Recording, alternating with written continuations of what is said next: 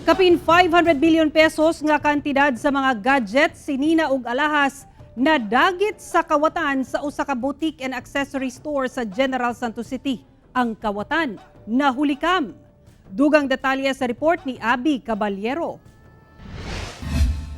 Sa pool sa CCTV ang usa ka lalaki nga gituuhang maoy ng ransak sa usa ka tindahan sa Barangay Dajangas East, General Santos City kadlawon adlawng Lunes. Kuha kini sa tapad nga establishmento sa giransak nga tindahan.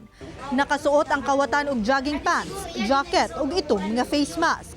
Makit ang gapaniid kini sa palibot ug taod-taod iyang gihubo ang suot nga jacket ug gisulod sa dala nga eco bag. Pagkabuntag, nakurat na lang matod pa ang mga trabahante nga nabungkag na ang ilang mga display ug nawala na ang pipila ka items sama sa 13 ka high-end cellphones, usa ka tablet, mga alahas, sinina ug cash nga anaa sa 10,000 pesos.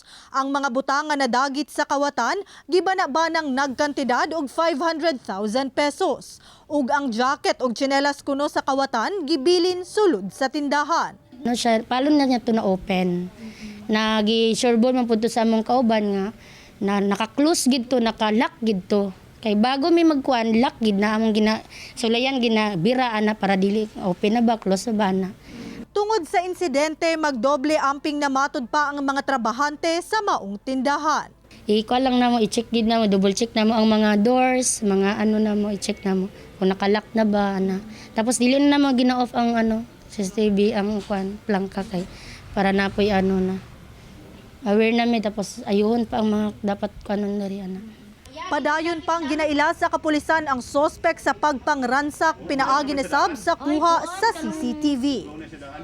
Kauban si Bong Vicencio sa kamera. Ako si Abby Caballero para sa One Mindanao.